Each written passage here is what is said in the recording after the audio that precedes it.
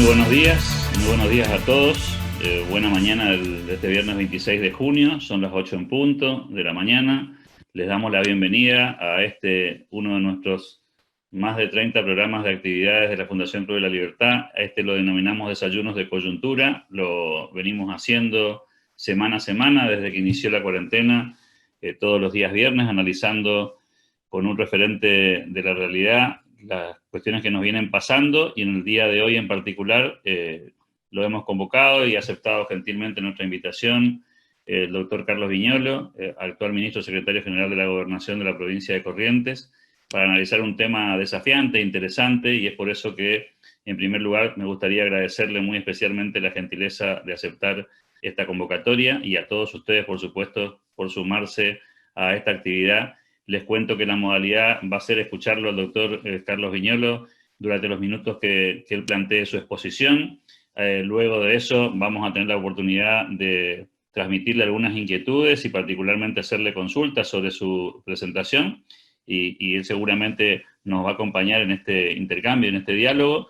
La única restricción que tenemos lamentablemente en el día de hoy es que lo vamos a tener que liberar al doctor por sus obligaciones, obviamente, unos minutitos antes de las 9 de la mañana, así que vamos a capitalizar el tiempo lo máximo posible. Agradecido entonces con Carlos Viñolo por esta posibilidad, le damos la bienvenida y lo escuchamos. Carlos, le pido que le desbloqueen el micrófono ahí para volver a tenerlo, y entonces sí, ya lo tenemos para escucharlo. A ver si conseguimos habilitar el micrófono. A ver. Mientras tanto, ahí está, perfecto. Bien. Lo escuchamos, Carlos. Lo escuchamos. Bueno, muy buenos días. En primer lugar, agradecer al Club de la Libertad, especialmente a Alberto Medina Méndez por esta invitación, y a cada uno de los que ha dado su tiempo para este intercambio de visiones, de opiniones. Muchas gracias a todos. Aunque le decía a Alberto, no sé si agradecerle o reclamarle por el desafío, ¿no? Porque hablar de la transición entre la pandemia y la pospandemia es sin duda un análisis prospectivo, que es tal vez una de las tareas más difíciles que uno tiene en la coyuntura. Esto de pensar lo que está por venir o lo que está iniciándose es un desafío en sí mismo. Entonces, yo voy a iniciar mi comentario conceptualizando este tema. En primer lugar, estuve muy de acuerdo con la propuesta del tema, esto de la transición, porque para mí la transición es lo que hoy se denomina la nueva normalidad, que aunque parezca repetitiva en la palabra, esa nueva normalidad para mí va a ser transitoria, no como algunos creen que va a ser una cuestión definitiva. Esta transición o nueva normalidad seguramente tenemos que ubicarla. Yo voy a hacer un análisis vinculado a poder establecer hitos que marcan su inicio y su finalización. Nos parece importante poder darle una temporalidad, porque bueno, son cuestiones que van dejando de lado la incertidumbre, que es lo que capitaliza fundamentalmente esta etapa. Y bueno, en ese contexto vamos a tratar de describir. Yo entiendo que la pandemia no creó hechos nuevos ni procesos nuevos, sino lo que ha sido es un gran acelerador de procesos. Este modo de comunicación estaba ya previo.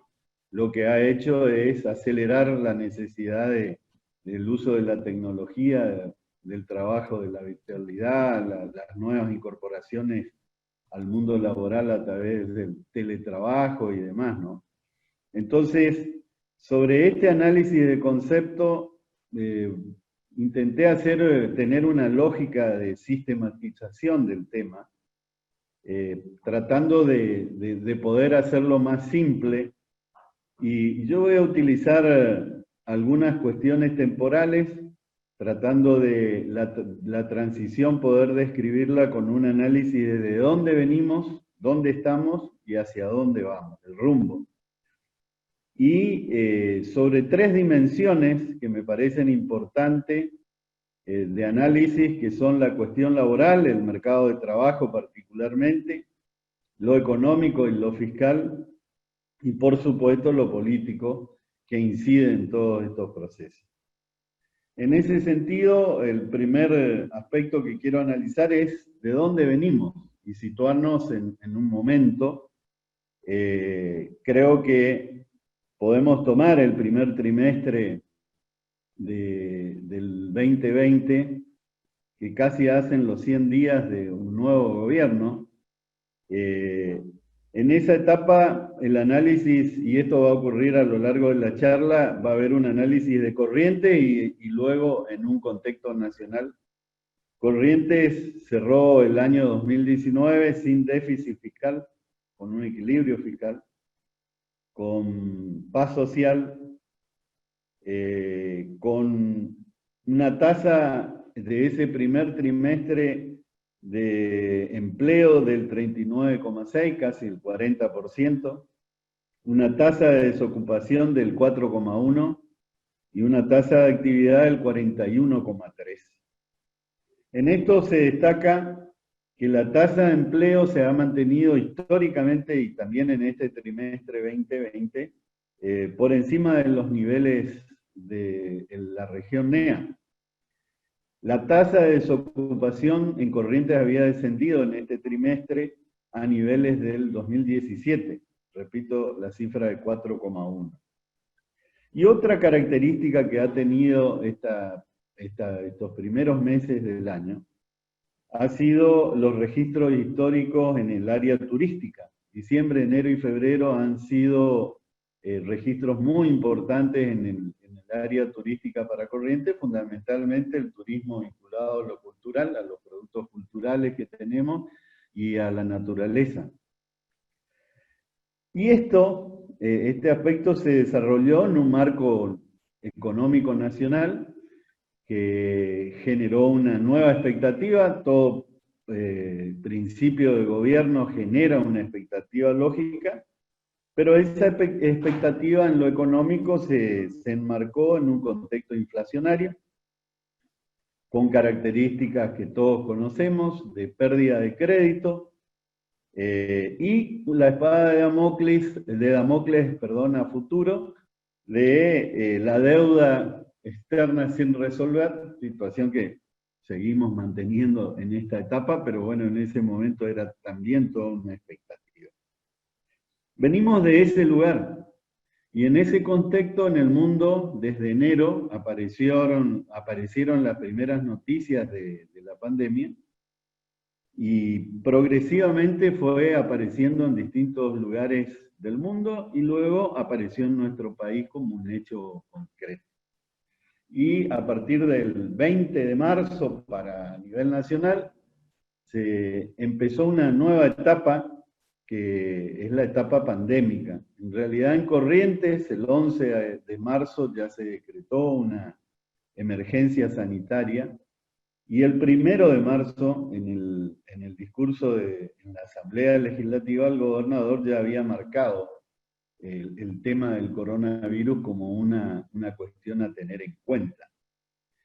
Y desde allí venimos, desde el 20 de marzo, con declarado el aislamiento social preventivo y obligatorio, la cuarentena, y hace que hoy estemos a 100 días de ese proceso pandémico. ¿Dónde estamos? Precisamente estamos en esos 100 días que nos permiten hacer un análisis hacia atrás y hacia adelante. Tenemos que decir que en Corrientes esos 100 días transitaron con aproximadamente 30 días de restricción total, y el resto de los días con habilitación de actividad. Ya a partir del 26 de abril, el gobierno de la provincia empezó a generar apertura de actividades a medida que se fue preparando para la atención y la exigencia sanitaria de la pandemia. Allí quiero ensayar un tablero de control, digamos, para esta pandemia, que es lo que nosotros hemos realizado a lo largo de este tiempo. A modo de relojes de un tablero, hemos colocado indicadores. En este sentido, un reloj vinculado a la cantidad y velocidad de contagio, otro vinculado a la fortaleza del sistema sanitario. Estas son indicadores de salud. Y luego dos relojes vinculados a lo social y vinculados a lo económico, y cada una de estos indicadores con sus particularidades. Estos indicadores todos permiten el accionar de un instrumento que es el que todo el mundo ha utilizado, que fue la cuarentena, que como si fuera una válvula fue abriendo, cerrándose de acuerdo a las señales que ese tablero de control, ya sea desde el punto de vista de la salud o desde el punto de vista de la economía, permitió abrir o cerrar. Nosotros hemos intentado siempre mantener un equilibrio adecuado entre la necesidad de salud y la necesidad social y económica de nuestra provincia.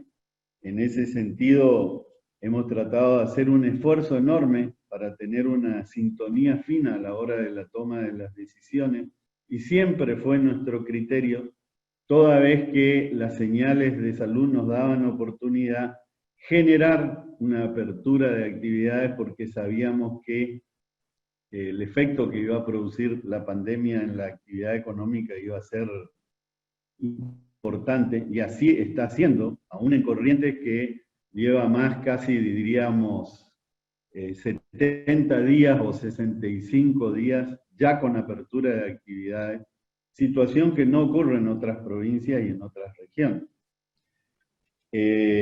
A través de estos indicadores, de este tablero de control, nosotros hemos extraído datos sanitarios y datos de salud. Los 100 días de cuarentena nos arrojaron a la actualidad, y a las 9 de la mañana seguramente tendremos una actualización del parte oficial, pero hasta ahora 116 casos acumulados, 14 activos, 102 personas recuperadas, 9.650 personas dadas de alta de su aislamiento, y toda una preparación del sistema sanitario que incluye un hospital de campaña, 258 camas de unidad de terapia intensiva, 2 aviones sanitarios equipados con respiradores, plasma de convalecientes, etcétera, etcétera, y todos los insumos y equipamiento que hemos logrado a lo largo de este tiempo para prepararnos para atender la cuestión de la salud. Pero también nos arrojaron indicadores económicos.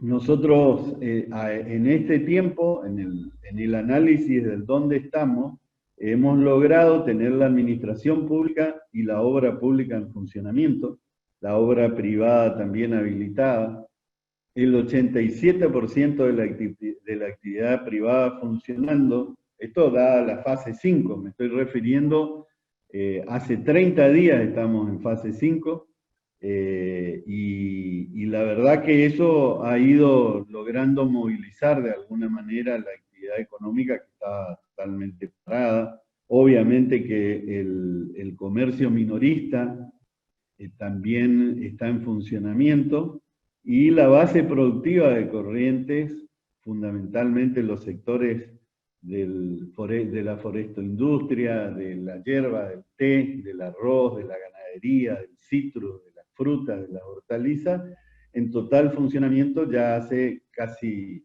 60 años. Esto nos da una ventaja competitiva y comparativa con otras provincias. La verdad que es un esfuerzo que hemos hecho entre todos, en virtud a los controles, a los comportamientos sociales, al cumplimiento de protocolos, que nos permitieron estar en este lugar. Pero naturalmente, más allá de esta vocación de poder generar condiciones para abrir actividades, la influencia de la pandemia en el mercado del trabajo realmente es un una influencia muy negativa, y hay características que se pueden hoy determinar respecto al trabajo formal. Se han reducido horas, han caído salarios, ha habido despidos. En el trabajo informal el impacto es mucho mayor, y hay que tener en cuenta que una de las debilidades de esta región y de Corrientes incluida en la misma es la alta informalidad del empleo, casi el 50%. Quienes más han padecido en esta etapa han sido las mujeres, en términos laborales, y los sectores intensivos de captación intensiva de mano de obra, sobre todo el turismo, el comercio, y todas las actividades vinculadas al ocio y al entretenimiento han caído estrepitosamente.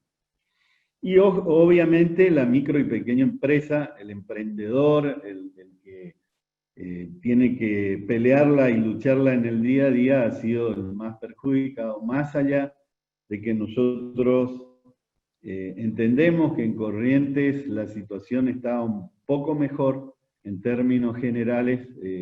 Tenemos que decir que en el país y también en Corrientes la situación del mercado laboral ha sido impactado fuertemente.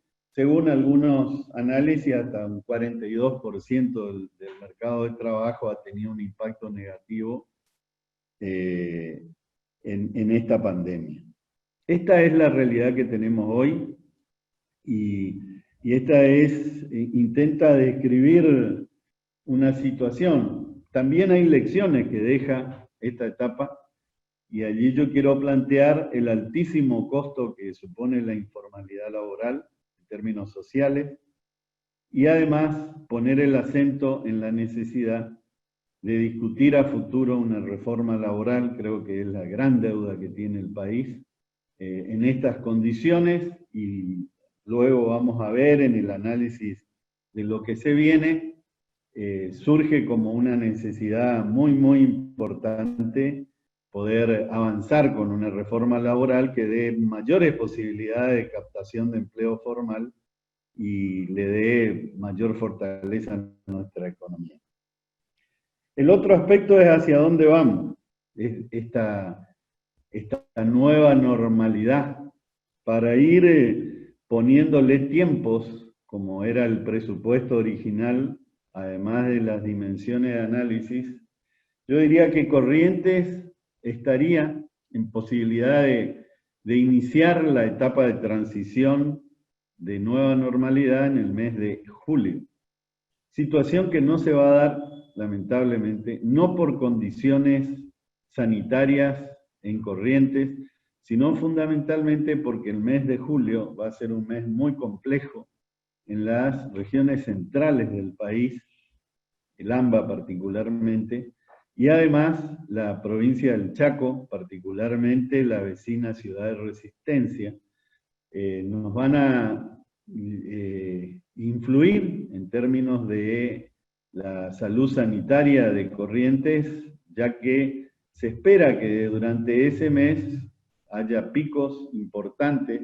Como todos sabemos, con Resistencia somos una conurbación de funcionamiento complementario, que estamos unidos por el puente y tenemos una actividad económica y social muy, muy compartida, y eso hace que la situación sanitaria del Chaco influya negativamente, lamentablemente, en las condiciones de Corrientes. Por un lado, estamos a 25 kilómetros, a 20 minutos de distancia, y además el AMBA, con la complejidad que tiene, y particularmente el conurbano bonaerense, va a generar una dispersión de contagio a lo largo y a lo ancho del país, dado que nuestro país está estructurado como una telaraña con un núcleo central que es Buenos Aires, y a partir del cual se generan la conectividad con todo el país. Y esto influye porque a la hora de transitar,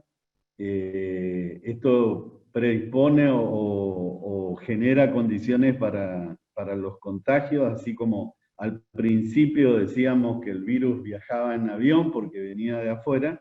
ahora decimos que realmente eso se va a dar en camión, ¿no? Que no es una estigmatización para el transporte automotor, pero es una realidad concreta que vamos a tener. Corrientes tiene ejemplo de esto con el caso de Mocoretá, pero también ha ocurrido en muchas provincias del país. Entonces, entendemos que la transición en Corrientes va a iniciarse en agosto y va a transcurrir a lo largo de todo el año hasta diciembre. Yo entiendo que lo que va a marcar la transición va a estar vinculado al inicio programado de las actividades educativas, el comienzo de clases, un comienzo distinto, programado, con protocolo. Eso va a marcar el inicio de la transición. También actividades de carácter turístico interno van a marcar la transición en Corrientes, pero también hay que decir que esa transición se va a desarrollar en un marco de crisis económica en general en el país, y también resentimiento de las economías y de lo fiscal en cada una de las provincias. La Argentina se caracteriza por provincias en general, en su mayoría con solidez económica financiera y con un problema económico muy lábil, vinculado a situaciones muy complejas que son de carácter mundial. Inclusive hoy la CEPAL está diciendo que la crisis que se avecina a nivel mundial es una crisis sistémica, verdadera, estructural, con características vinculadas a depresión económica en general. En la Argentina esto se prevé en grado importante. Hoy técnicos del Fondo Monetario están planteando la posibilidad de que Argentina decrezca, que haya recesión económica con un 10% este año, 9 y pico, y eso nos está marcando un contexto difícil en el cual vamos a tener que desarrollarlo. Entiendo que esa transición o esa nueva normalidad que tanto se habla, que está caracterizada fundamentalmente por el distanciamiento social, va a tener su fin cuando se logre la vacuna contra el virus, y esto aparentemente se daría entre los meses de diciembre y enero del 2021. Y lógicamente la actividad que va a marcar claramente el fin de la transición y el inicio de la pospandemia, a mi criterio, van a ser las actividades de carácter masivo que hoy están vedadas en general. Todas las actividades tienen protocolo y tienen distanciamiento como característica. Cuando esto deje de hacerlo, marcará el fin de la etapa de transición y el inicio de la pospandemia, que entiendo que puede llegar a ser enero del 2021. Estas son las etapas en lo económico y lo fiscal en Corrientes. En estas tenemos que hacer algunos comentarios. Entre lo presupuestado y lo ingresado hay un déficit. Nosotros tenemos un presupuesto provincial de 92.000 millones de pesos para todos los tres poderes, 84.000 para el Poder Ejecutivo, y entre lo que se presupuestó y lo que ingresó hay una pérdida de 4.800 millones de pesos. Esos 4.800 son de carácter nominal. Si uno lo transforma en real, son cerca de 6.500 millones de pesos menos, medido de enero a mayo. Es decir que el Estado también, además de las empresas, además del sector privado, ha tenido un impacto por esta pandemia muy importante, entendiendo que la situación del sector privado es una situación muy compleja, lo que se avisora hacia adelante y que este presupuesto 2020 tenga un decrecimiento entre lo presupuestado y lo efectivamente ingresado cercano al 6-7%. Esta es la realidad que tenemos. En ese marco también tenemos que decir que no son todas pálidas. En Corrientes hay equilibrio, el Estado está en condiciones de cumplir con sus compromisos, con dificultades, como todo el mundo, pero garantizando el cumplimiento de sus obligaciones mensuales, el pago a proveedores, y sabemos la influencia que tiene el sector público en nuestra provincia en la posibilidad de sostener una actividad económica razonable. La verdad que tenemos que hacer un enorme esfuerzo durante esta etapa de transición por darle vitalidad al sector económico privado. En eso estamos trabajando. Cada vez que tenemos oportunidad, damos un paso adelante en términos de la cuestión de flexibilizar actividades, y hacemos un enorme esfuerzo en el control sanitario de la provincia, dándole muchísima importancia a un concepto que se habla muy, muy poco, que es la trazabilidad de los casos. En ese sentido, hay un trabajo del equipo de salud pública, y celebro el capital humano que tiene en el área médica Corrientes, que creo que todos tenemos que valorar de un modo importante. Este es el aspecto general de esta visión. Yo diría que lo que falta es lo político, que es la otra dimensión que yo había planteado inicialmente. En este sentido, cuando se decretó la pandemia, en las primeras etapas parecía que había una confluencia general política, no solo de los sectores políticos, sino de toda la población, en función a estrechar un vínculo de trabajo conjunto, a hacer un Scrum y trabajar todos en conjunto hacia adelante. Pero con el correr del tiempo empezó a manifestarse nuevamente y lamentablemente una grieta en la política argentina. En Corrientes esto no ocurre.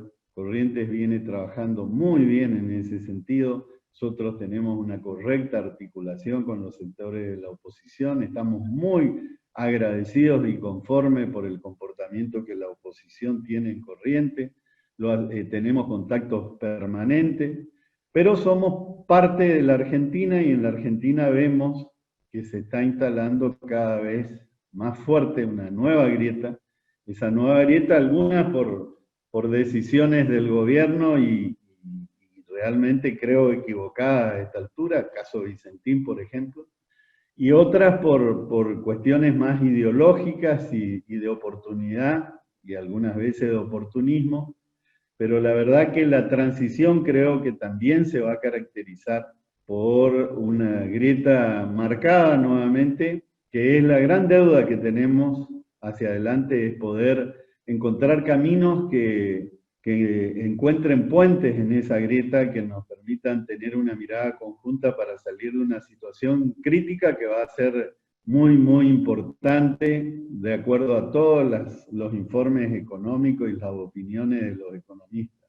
Entonces, de lo político y desde la política tenemos que hacer el máximo esfuerzo, y cuando hablo de la política partidaria, pero también de la política en general, de los dirigentes gremiales, empresariales, comunitarios.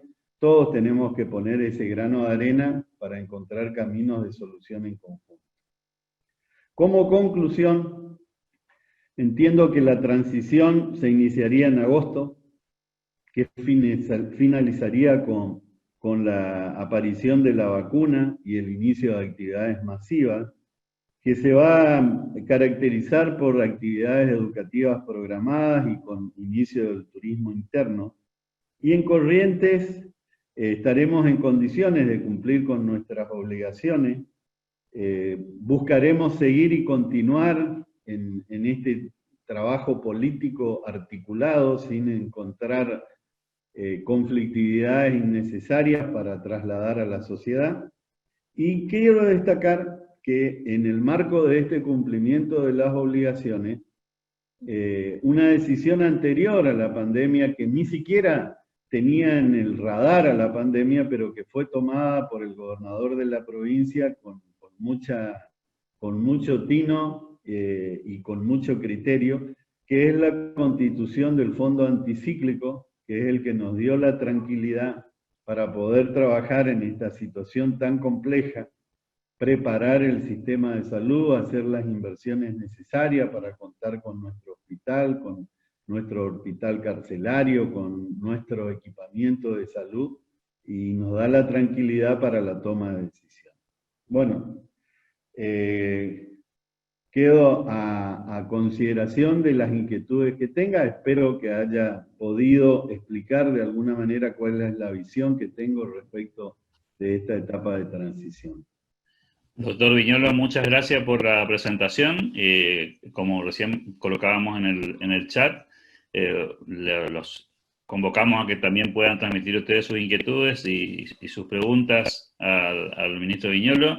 Tenemos ya una con la que me gustaría empezar el intercambio, aprovechando al máximo el tiempo.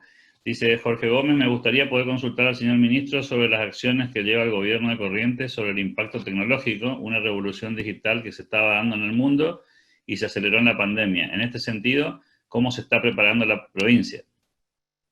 Bueno, fundamentalmente lo decía, ¿no? La pandemia ha sido un acelerador, y uno de los aceleradores o los acelerados ha sido el sector tecnológico.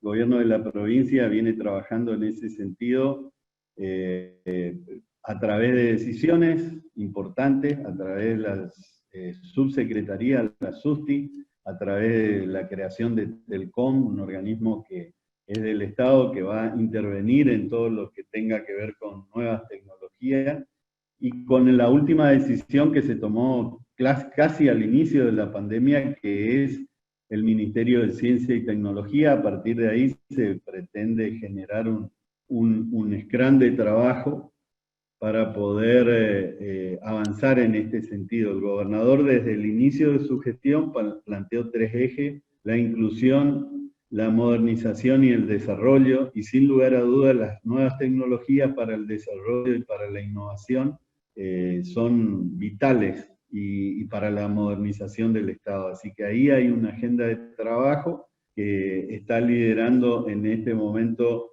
el área del Ministerio de Coordinación junto a la subsecretaría, la SUSTI, y esperemos que dé los resultados que todos buscamos. Dice Ana, ministro, quisiera preguntarle al ministro si han podido trabajar en conjunto con la provincia del Chaco.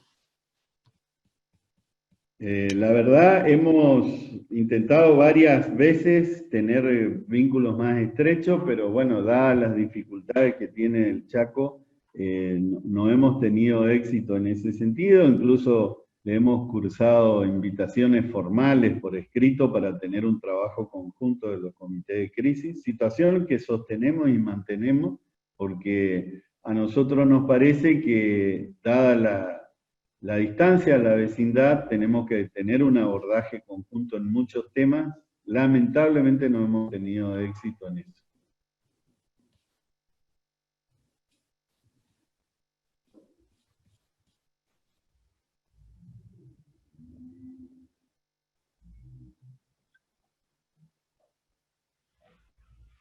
¿Me escuchan?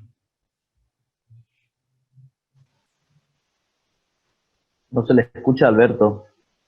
Hola, no escuché nada, ¿eh? Quedó congelado. La conexión de Alberto, al parecer, es la que se... Perdón. Parece que hubo alguna caída ahí. ¿Me escucha, ministro? Ahora escucho perfecto. Perfectamente.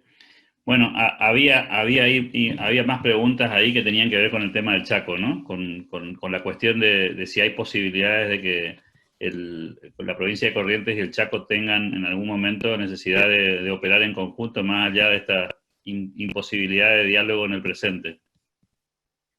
Sí, claramente nosotros incluso tenemos un protocolo hecho dentro del comité de crisis vinculado a la articulación con provincias vecinas, lo mismo que se hace con localidades internas de Corrientes, porque tenemos diseñado un sistema de atención de COVID centralizado en la ciudad capital. Como todo el mundo sabe, nosotros hemos diseñado un sistema sanitario que converge hacia la capital. Todos los hospitales del interior tienen solamente una actividad vinculada a la detección, al diagnóstico inicial, y aislamiento no más de 24 horas para su posterior traslado a la ciudad de Corrientes. Ha ocurrido el caso de Salada, por ejemplo, que se ha trasladado 2 positivos de Salada que ya están en el hospital ya, ¿no? Y eso es lo que va a ocurrir con cualquier caso que necesite atención hospitalaria en la provincia. Como eso se puede traspolar a casos de otras provincias también, ya sea para trasladar pacientes desde acá hacia otros lugares o traer pacientes de otros lugares hacia acá. Hay preguntas vinculadas a su mención sobre el tema de la reforma laboral. Y en ese sentido, algunas consultas que tienen que ver con el tema del teletrabajo, si hay posibilidades de avanzar en estas cuestiones, porque se trata de actividades que habitualmente no tienen ningún marco regulatorio. La verdad que hay que avanzar. Yo acabo de leer el día de ayer justamente algunas noticias interesantes vinculadas al teletrabajo, particularmente un convenio firmado por la provincia de Córdoba con la Universidad de Córdoba, para capacitación hacia distintos sectores específicos vinculados al teletrabajo. Me parece que es un proceso que tenemos que replicar acá. Hay que copiar lo bueno, digamos. Esto me parece que en este sentido tenemos que vincular el sector del conocimiento y el sector privado para producir capacitaciones en teletrabajo en áreas específicas. Nuestros jóvenes necesitan. Creo que todos nos hemos dado cuenta de la potencialidad que tiene el teletrabajo. Todos lo estamos haciendo de modo permanente. Aún aquellos como yo que no estaban tan vinculados a la tecnología, nos hemos ayornado a esta necesidad. En esa misma dirección, la pregunta sería, ministro, si hay posibilidades de que, siendo estas legislaciones en general de orden nacional, si existe posibilidad de operar desde las provincias para contribuir o ayudar a ese proceso digamos, de una nueva normativa laboral que permita más posibilidades para que el sector privado trabaje de una manera más ordenada y lo ayude en este proceso de recuperación, ¿no? Creo que es el desafío que tenemos. Desde Corrientes tenemos que hacerlo, y a nivel nacional me parece que hay que poner en la agenda nacional una discusión que es difícil, que tiene sus intereses, que toca intereses, pero que tenemos que asumir el desafío porque el sector privado no se va a poder desarrollar de un modo armónico, de un modo sostenido, si es que no damos mejores condiciones para la captación de empleo formal. Dice Julio, buen día, ante la crisis económica que avisora, ¿ve medidas económicas nacionales acertadas para atenuar el impacto? Bueno, yo no soy economista, no es mi especialidad. De todas maneras, me parece que lo primero que a nivel nacional necesitamos es no caer en default. Eso nos va a permitir acceder al crédito. Hoy la Argentina está sin crédito, y esto es muy difícil a futuro si no encontramos caminos de sostenimiento de proyectos a través de créditos que sean razonables. Creo que todos tenemos que contribuir de alguna manera para que sea exitosa la negociación de la deuda externa para no entrar en default. Dice Armando, ¿qué opina de las medidas implementadas en la pandemia por Bolsonaro y si de alguna manera esto podría afectar a Corrientes? De alguna manera afecta en el sentido de que tenemos límites de la provincia con el Brasil, y eso lógicamente de alguna manera aumenta la posibilidad de contagio. La verdad que entiendo que las medidas tienen que ser equilibradas. Todos los casos que se han desequilibrado en un sentido o en otro no han dado resultado. Nos parece que la restricción extrema produce un deterioro económico que después se hace insalvable, y la flexibilización total genera un problema sanitario que después tiene un peso importante. Yo decía que en ese tablero de control que uno tiene y en el manejo de determinados instrumentos como la cuarentena a manera de válvula, uno tiene que buscar esa sintonía fina de equilibrio entre ambas cosas. Nosotros le damos valor a la preparación y al esfuerzo que han hecho los correntinos en el sentido de preparar el sistema sanitario. Si lo preparamos es para precisamente poder habilitar actividades. cada vez que lo pudimos hacer, lo hacemos, pero no de un modo irresponsable.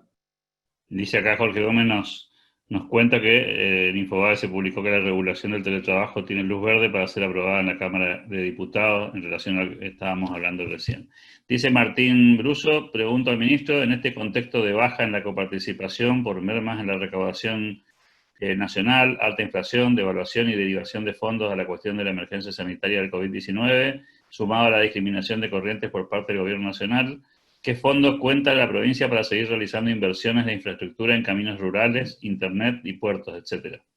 Bueno, yo al cierre destacaba la decisión del gobernador Valdés de la constitución del fondo anticíclico. Eso es lo que nos dio la tranquilidad para poder planificar.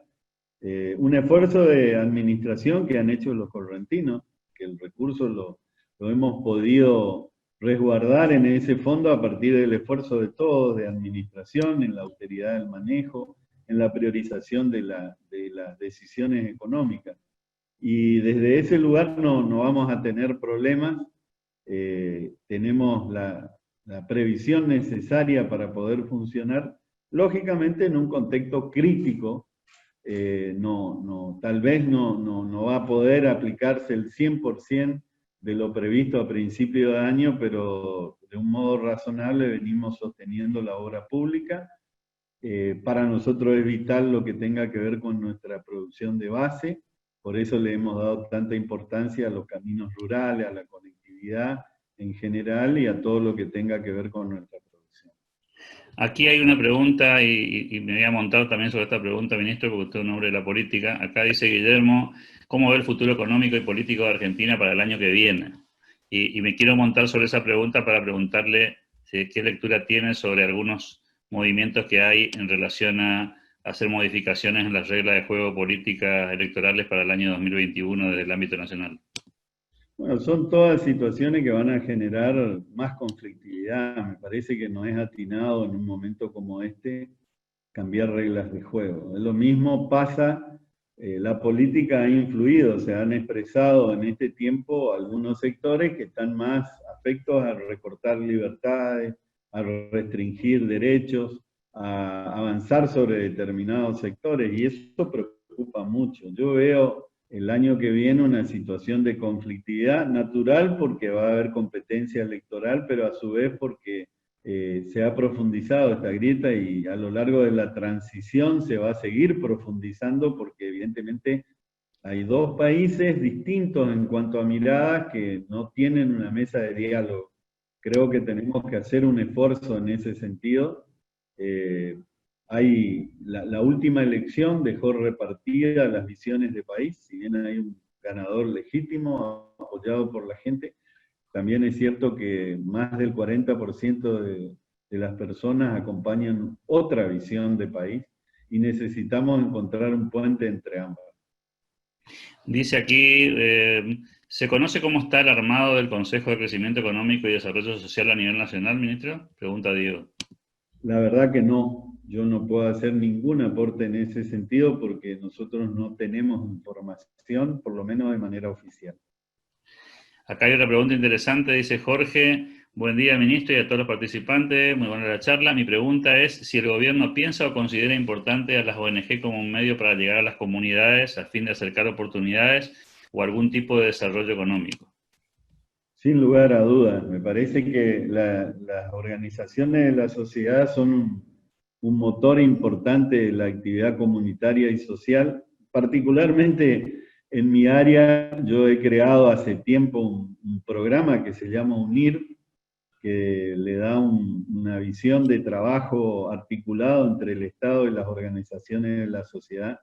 Cuando se canalizaban recursos de manera comunitaria o social, nosotros veíamos que había intermediaciones no correctas entre ese aporte del Estado y la llegada definitiva a la gente, y sin embargo a través de la ONG, de organizaciones de nuestra sociedad, culturales, deportivas, sociales, económicas, hemos logrado transparencia en el manejo de esos recursos y llegada directa a quien es en definitiva el destinatario. La verdad que me parece esa tarea vital.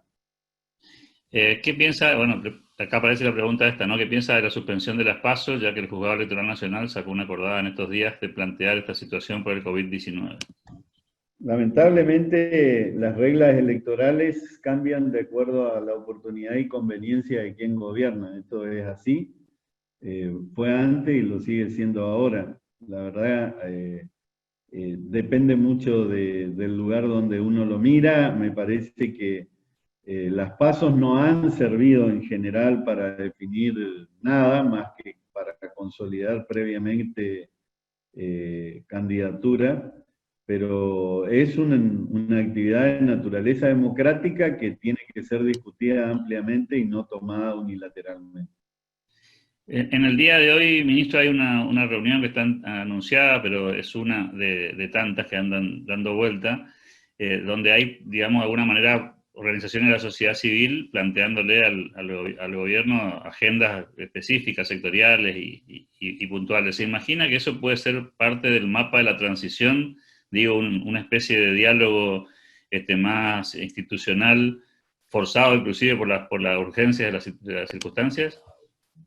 Sí, yo a lo largo de la charla era un tema que tenía que abordar y lo pasé por alto. La cuestión social, a mi criterio, va a estar expresada por esta característica que acabas de definir y otra más, que es, va a haber un creciente reclamo social a nivel país, fundamentalmente en Buenos Aires, en el conurbano, porque el deterioro de la pobreza va a ser muy importante en ese lugar.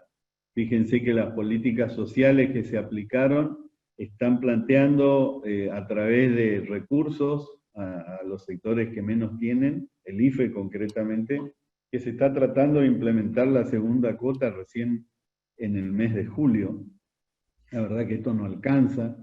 Y si en julio y agosto se va a terminar la segunda cuota hasta que se implemente otra más, esto va a generar situaciones complejas. Entonces va a haber dos escenarios, un escenario más formal, más institucional, vinculado a trasladar necesidades de organizaciones de la sociedad, más con orientación a la actividad deportiva, cultural o económica, y otra demanda social planteada por las organizaciones o autoconvocados que van a hacer planteos sociales fuertes y que hay que estar preparados. No quiero dejar de plantearle esto, ministro, nos preocupa mucho en nuestra fundación y es un tema que aparece de vez en cuando en el diálogo con los gobiernos. Hay una sensación de que los gobiernos tienen la necesidad también de ser más austeros, de cuidarse más con el gasto, particularmente porque hay un sector que es el sector privado y particularmente el informal, que ha sido el más lastimado, y la sensación es que ese acompañamiento no siempre es el mismo, aunque hay que decirlo, en la provincia de Corrientes el anuncio del gobernador de ponerle tope a los sueldos altos de la administración pública fue un gesto que me parece que fue bien recibido, pero usted se imagina que todavía hay sectores que plantean, bueno, el gobierno no se esfuerza en la misma dimensión económica que los privados. Y la verdad que eso es real, lo hemos dicho en otras oportunidades, corre para todo el país, corre para Corrientes también. Nosotros venimos haciendo un esfuerzo en ese sentido. El gobernador, en conversaciones que he tenido con él, me ha transmitido una cuestión que grafica mucho esto. Yo me até las manos para afirmar cosas que no sean prioritarias, y la verdad que eso está muy bien. El Estado tiene que hacer un esfuerzo de administración del gasto, tiene que encuadrarse en un equilibrio, y la verdad que otra cuestión que yo tengo que confesar desnuda de esta pandemia es de qué manera articular un modo de trabajo. Nosotros hoy nos damos cuenta que hemos podido funcionar igual, a pesar de tener menos recursos humanos presenciales. Encontrar caminos de solución para esto me parece vital, pensando siempre en una administración adecuada de los recursos. Aquí aparece otra pregunta, dice César, en el sector comercial tiene un efecto negativo la reducción de atención bancaria y el sistema de turnos, por ejemplo, para algo muy simple como los depósitos de cheques. ¿Eso se podría modificar para que este sector pueda trabajar mejor en esta situación? Pregunta César.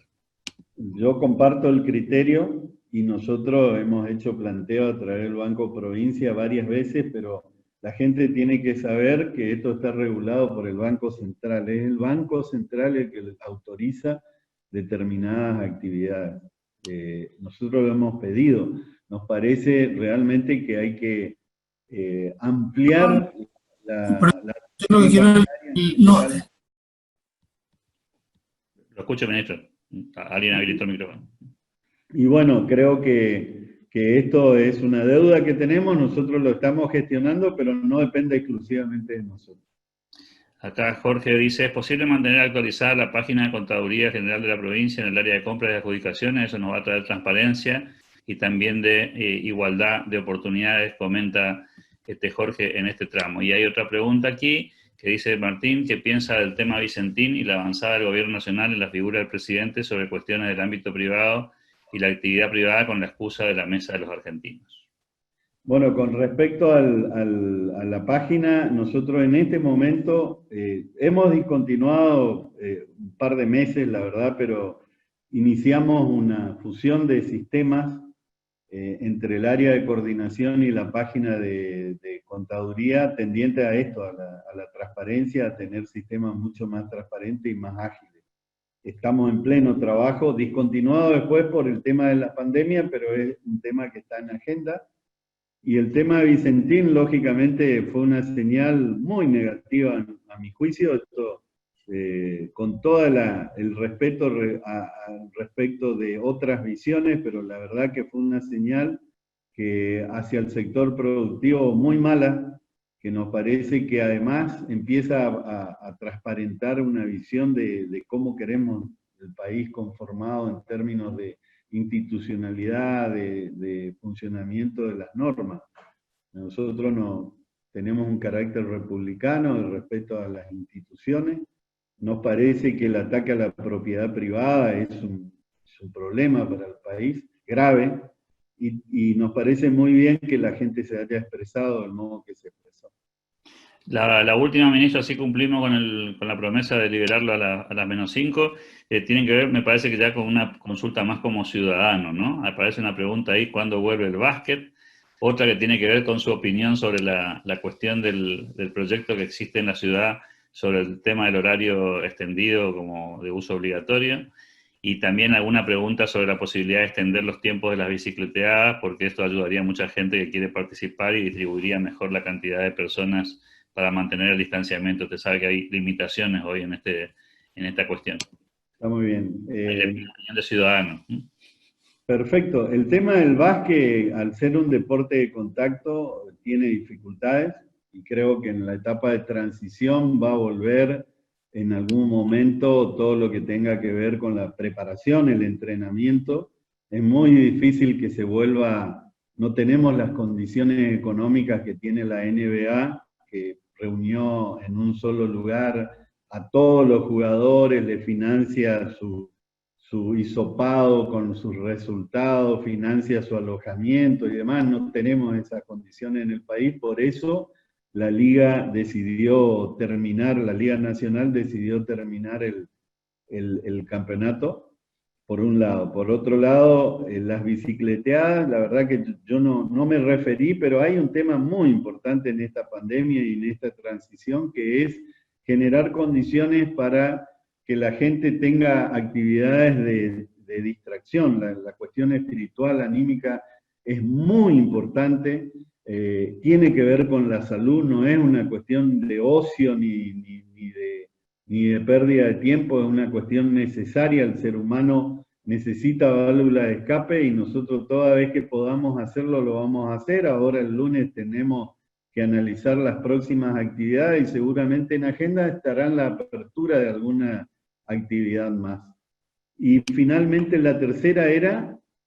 la del básquet, la del horario extendido del el horario extendido. Bueno, nosotros en realidad eso es un tema municipal, pero tengo información sí que eso quedó un poco a definición de las propias organizaciones representativas del comercio, porque no hay criterios comunes en términos de si hacer horario extendido o mantener el sistema que teníamos anteriormente. Y eso dificultó el avance de un proyecto que está en la legislatura local, en el Consejo Deliberante concretamente, que propone el horario extendido corrido como lo es en otras provincias del país. Me parece que un aporte importante sería que las organizaciones representativas de los empresarios discutan una posición unificada y a partir de ahí yo creo que se avanza.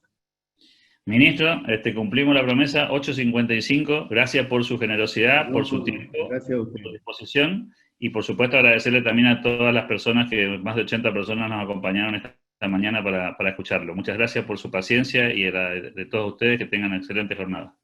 Bueno, muchas gracias Alberto y un saludo a todos. Hasta pronto.